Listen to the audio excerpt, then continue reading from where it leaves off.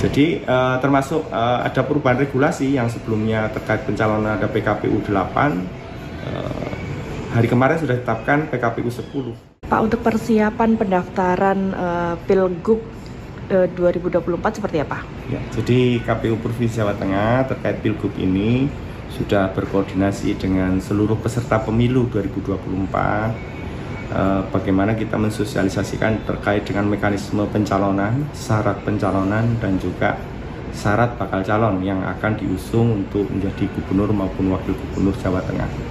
Hari ini kami melakukan persiapan akhir karena di tahapan itu adalah persiapan peristiwa pendaftaran yang akan kami laksanakan 27 sampai 29 Agustus ini.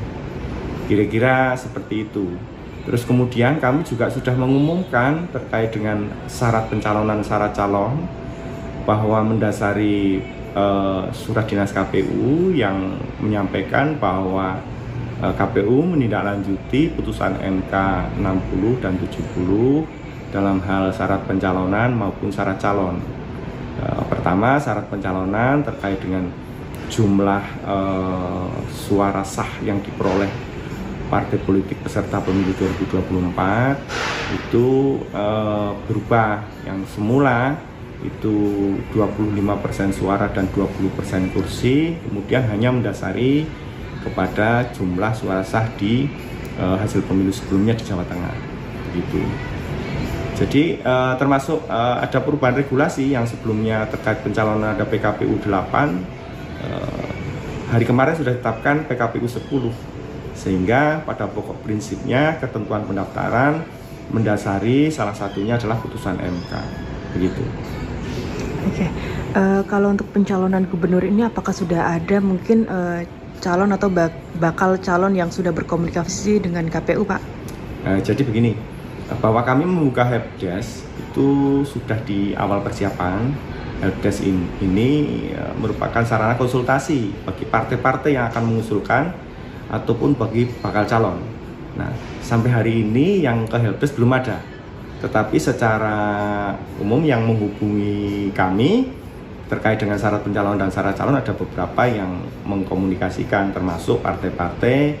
Yang terakhir mungkin partai-partai non parlemen juga mengkomunikasikan dengan kita.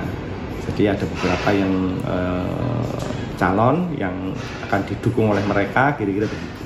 Kalau untuk calon independen itu ada nggak sih, Pak? Iya, jadi di mekanisme pencalonan itu ada penyerahan syarat dukungan untuk perseorangan, yang bahasa umum adalah independen.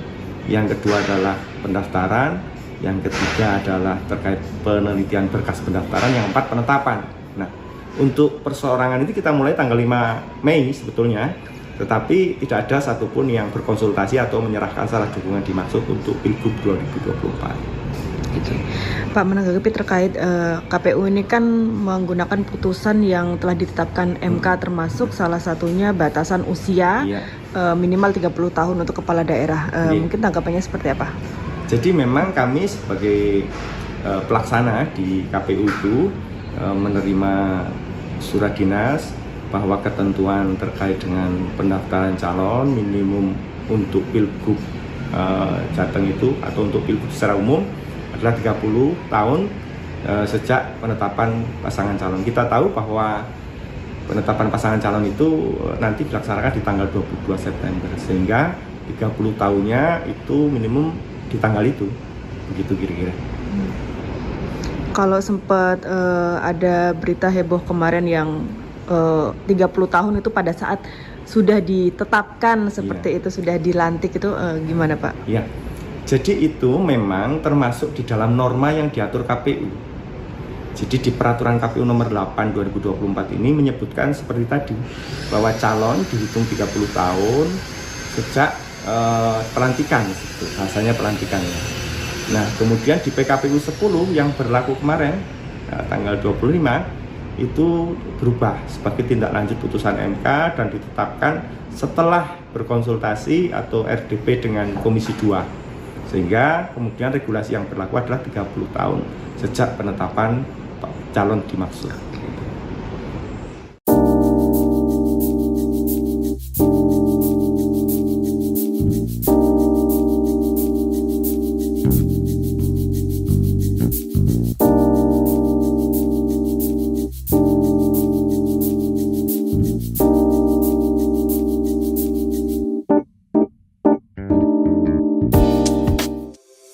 antara banyak sumber informasi, kami layak dipercaya. Karena kami menggali lebih dalam, berpihak pada kebenaran, berpegang pada data dan fakta, agar layak Anda jadikan referensi. Kompas TV, independen, terpercaya.